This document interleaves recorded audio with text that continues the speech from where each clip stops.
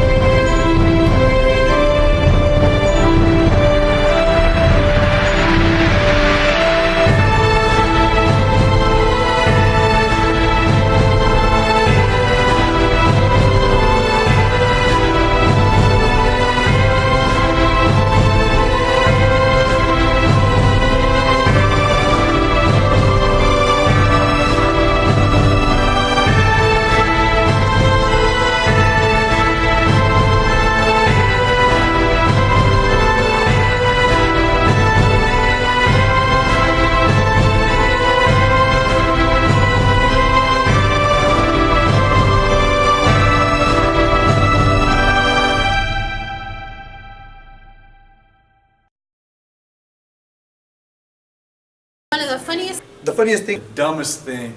one of the dumbest things students. Weirdest thing I think I've ever heard. Had this kid is convinced that he could breathe through his eyelids. Okay, so the weirdest, dumbest, funniest thing ever asked or said in my class, we were in the middle of a quiz or doing some notes one time. Brian Sowards, in the middle of all this, it's complete silence, everybody's quiet, and they're just viciously writing these notes. He asked me, he goes, Mr. Kest, are you excited for Shrek 5 coming out? And I don't know why, I just couldn't hold it together. I busted out laughing, and to this day, it's what sticks out. The funniest thing I've heard from a student is we were having a Yo Mama joke cut down contest, and he told me your mama's a man and she has hair on her chest. That was pretty good. Well, I had these two students that wouldn't stop talking to each other, a guy and a girl. And I'd already gotten on him 3 or 4 times, and I'm just sitting there glaring at him like, and he looks up because the girls turn around and look at him, and he goes, "No, Daddy, I won't go out with you. Stop asking." The weirdest thing I heard from a student is, you look like you could be my dad. The dumbest thing I've heard from a student is, I'm not lost, I just don't know where I am. One of the funniest things I've ever heard from a student is, I know you can't tell, but I have a lot of gray hair right here. And one of the students one time asked me, it's actually happened a couple times, if I dyed my hair that way. So the dumbest thing I ever heard was probably a kid who had a bleeding nose and bleeding lips and telling me he wasn't the one in the fight. Busted a kid who had marijuana on him, had it in a shoe, and he told me it wasn't his. So I had a kid come in with a book, and it was one of those, my dog ate my homework. Literally the dog had eaten this book. That was probably one of the funniest things, and he had a video of the dog chewing on the book. So. Miss Albertson, do we have to put our name on our paper? To which I replied, nah dude, I'm just gonna rub it on my head like this and guess whose it is. I can't. It's by far the dumbest thing I ever hear from the student. Because it's never I can't, it's always I wonder, I choose not to.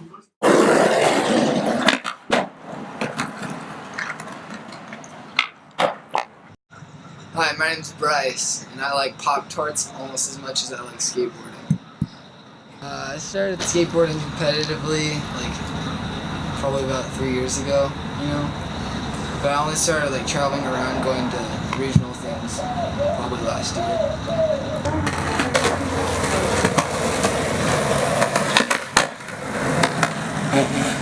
What is your favorite post-skate snack?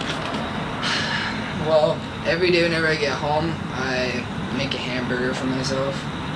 Just keeps me full for like an hour. Yeah, that's all.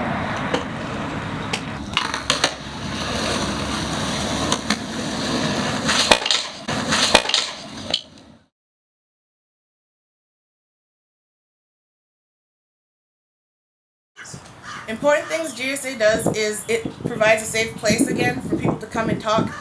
So GSA is the Gay Straight Alliance, so it partners LGBT kids with other straight allies. So GSA is the Gay Straight Alliance, so it partners LGBT kids with straight allies, people who support the LGBT community. It's a support system. It teaches kids kind of about their sexuality, it teaches kids about their gender identity, and it kind of gives them resources to help when people are being hateful.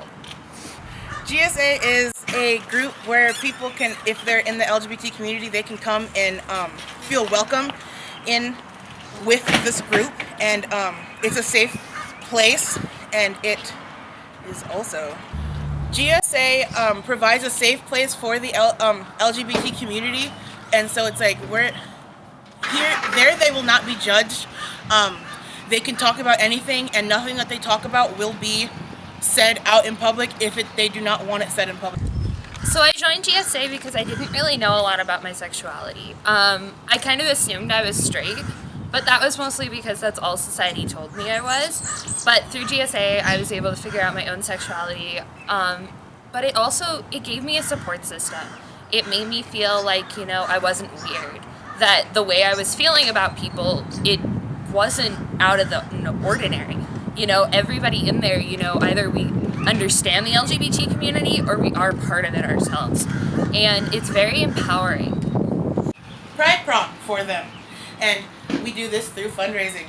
And with this fundraising, we'll talk about our upcoming fundraiser, the candy grams that we will be doing for Valentine's Day.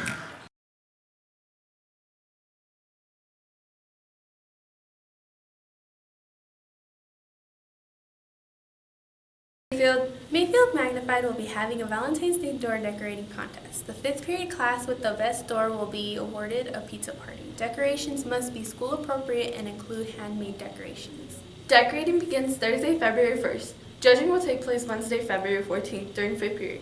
Pizza party will be on Friday, February 16th. The themes are Valentine's Day candy or sweets, love letters, Valentine's Day cards, and We Love Trojans. Teachers, keep an eye out for flyers being delivered to your classrooms. Good luck, classes!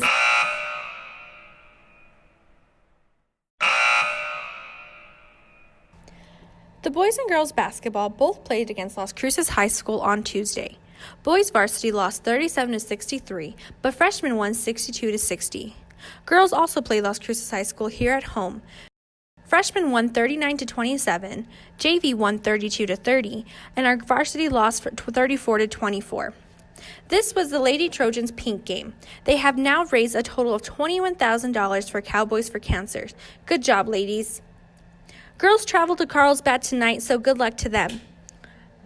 Boys play tonight, so come out and support with your green and gold. The Poms also perform during halftime on Tuesday. Well, that wraps up this week's episode. Thanks for watching.